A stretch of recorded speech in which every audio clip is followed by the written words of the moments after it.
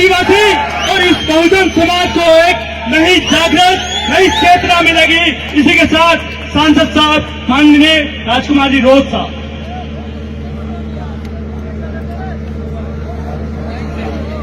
सबको जय जोहार। आज कुंभलगढ़ की इस धरती पे भारत आदिवासी पार्टी का ये सम्मेलन, इस सम्मेलन में पहुंचे हुए हमारे भारत आदिवासी पार्टी के राष्ट्रीय सदस्य भाई कांति भाई रोज, हमारे बीच में उदयपुर जिले के जिला अध्यक्ष भाई अमित भाई खराड़ी, भारत आदिवासी पार्टी के राष्ट्रीय सदस्य भाई पोपट जी खोकरिया, राजसमंद जिले के समस्त पार्टी पदाधिकारी और यहां स्थानीय विधानसभा के विधायक प्रत्याशी रहे भाई डॉक्टर राम मीणा और इस पांडाल में विराजमान बड़े बुजुर्ग, हमारी माता बहनें, युवा साथी और समस्त युवा साथी जो वॉलंटियर के रूप में काम कर रहे हैं, आप सभी को मेरी ओर से जोहार। आज इस प्रकृति की गोद में और ये ऐतिहासिक जो क्षेत्र रहा है और इस इतिहास को गौरवशाली इतिहास के रूप में बनाने वाला ये कुंभलगढ़ का जो इतिहास है, हल्दी घाटी का जो इतिहास है और इस पूरे भील प्रदेश और मेवाड़ क्षेत्र का जो इतिहास है, उस इतिहास को पूरे देश के इतिहास में स्वर्णिम पंक्ति में लाने का जो सौभाग्य है या संघर्ष है, वो इस पांडाल में बैठे हुए भील समुदाय के पुरखों की वजह से। आज हम इस मोड़ पे खड़े हैं, एक तरफ तो अपने आप को गौरवान्वित महसूस कर रहे हैं कि हम वो भील समुदाय से आते हैं, हम वो देश के मूल मालिक हैं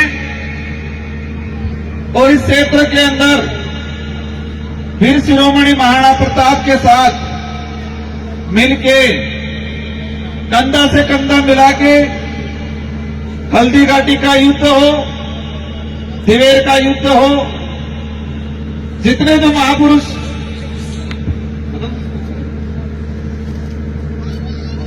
मैं जो मेरी बात कहना चाह रहा था कि हम एक तरफ गौरवान्वित महसूस कर रहे हैं, गौरवान्वित इस बात के लिए महसूस कर रहे हैं कि इस अरावली पर्वत श्रृंखला के अंदर बप्पा रावल से लगा के 800 ईस्वी से लेके 1600-1700 ईस्वी तक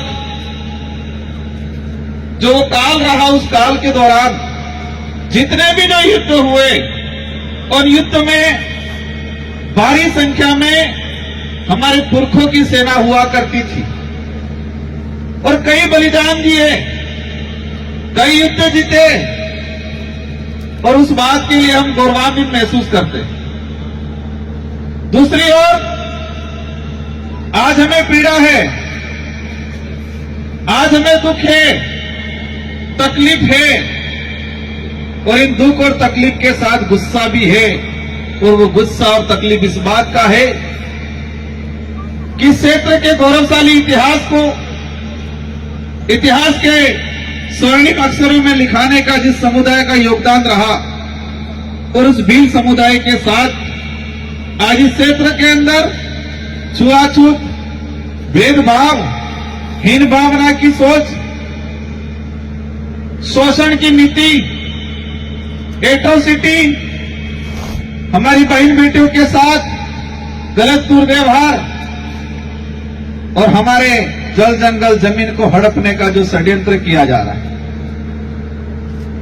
मैंने दो बात बोली कि हमें गौरवान्वित महसूस हो रहे हैं। गौरवान्वित इसलिए महसूस हो रहे हैं कि क्षेत्र के इतिहास में जितने भी युद्ध हुए और युद्ध में कहे कि बप्पा रावल से लगा के महाराणा प्रताप तक, महाराणा कुंभा थे, महाराणा सांगा हो, इन सब के साथ भीलों की सेना कंधे से कंधा मिला के रही। उस बात पे गौरव है, हमें गर्व है। लेकिन तकलीफ इस बात की है कि आज आजाद भारत में उस समुदाय के साथ हीन भावना की दृष्टि से देखा गया। आज क्या स्थिति बन रही है? मैं कुंभलगढ़ राजसमंद गोगुंदा इस इलाके का कभी हम न्यूज़पेपर में पढ़ते हैं कि आदिवासी समुदाय का सरपंच है, एससी समुदाय का सरपंच है, सरपंच तो भेड़ बकरी चला रहा है और कोई ठेकेदार सरपंच पंचायत चला रहा है। ये हालात बना रखे। कभी हम देखते हैं कि किसी घर के आगे से कोई महिला निकली है आदिवासी और उसको मारपीट करके मार दिया जाता है। कभी हम देखते हैं कि छुआछूत भेदभाव शोषण की नीति से किसी के साथ एट्रोसिटी होती है। मैं उन लोगों के लिए कहना चाहूंगा कि आप जिस इतिहास पे गर्व महसूस करते हो, उस इतिहास को स्वर्णिम अक्षरों में लिखाने का काम इसी समुदाय ने किया है। जो आज आप तौहीन की भावना से, हीन भावना से देखते हो, उसी समुदाय की वजह से आप गर्व महसूस करते हो। आज इस क्षेत्र का इतिहास इसलिए पूरे विश्व में जाना जाता है और उस पर गर्व महसूस किया जाता है। और इतिहास में यह कहा जाता है कि अकबर एक ऐसा आक्रमणकारी था कि पूरे देश के राजाओं को उसने अपने अधीन किया। पूरे देश के राजाओं को या तो युद्ध लड़के उनको हरा के अधीन किया, या फिर वो स्वयं समझौते के तहत उनके अधीन चले गए। लेकिन हमारे इस मेवाड़, इस क्षेत्र के लिए कहा जाता है कि एकमात्र राजा था जिसने अकबर की अधीनता स्वीकार नहीं की थी, और इनका नाम था महाराणा प्रताप। और इसीलिए इनको कहा जाता है वीर शिरोमणि महाराणा प्रताप। और आज कहा जाता है कि एकमात्र राजा थे जिसने अकबर की अधीनता स्वीकार नहीं की थी।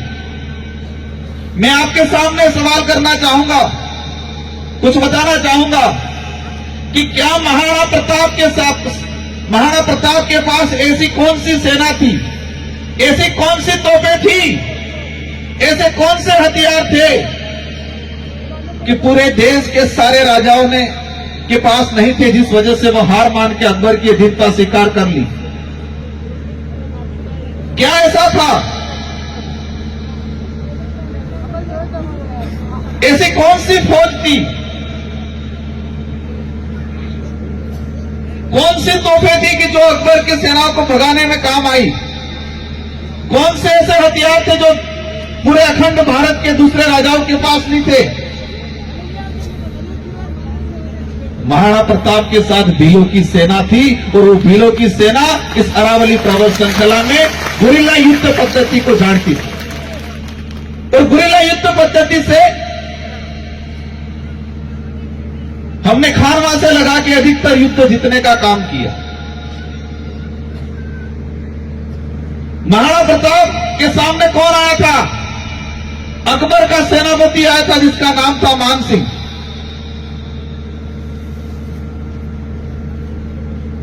महाराणा प्रताप के दो भाई थे, शक्ति सिंह और जगमाल। महाराणा प्रताप के सगे भाई थे शक्ति सिंह और जगमाल। वो स्वयं अकबर के लिए मान सिंह से जाके मिल गए थे। महाराणा प्रताप के लिए इतिहास में कहा जाता है कि जंगलों में गए, घास की रोटियां खाई, भील समुदाय आदिवासी समुदाय के बीच में रहे। वो घास की रोटियां क्या थी? जो आज मिलेट्स बोला जाता है, रागी, बड़ी, मतलब वो कहा जाता है मिलेट्स। बाजार वाले लोग, बड़े बड़े लोग कहते हैं कि मिलट्स की रोटी खाओ। वही मिलट्स थी, घास की रोटी। हमारे बाप दादा हमानी रोटी, कोरीनी रोटी, बाजरीनी रोटी, अणी रोटी खाता था। हम इतिहास के पन्नों में पढ़ते हैं, वीर विनोद में पढ़ते हैं कि महाराणा प्रताप जब जंगलों में या युद्ध की तैयारी के लिए या कहीं जाते थे, प्रवाह करते थे, ठहरते थे, तो इनके 4 प्रहर हुआ करते थे। 4 प्रहर मतलब चारों दिशा में उनके सैनिक पहरेदारी करते थे कि कोई दुश्मन आ तो नहीं रहा है।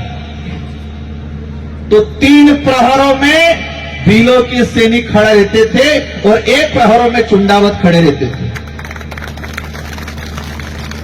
4 दिशा में 4 प्रहर बना के रखते थे महाराणा प्रताप। तो 3 दिशाओं में भीलों के सैनिक खड़े रहते थे।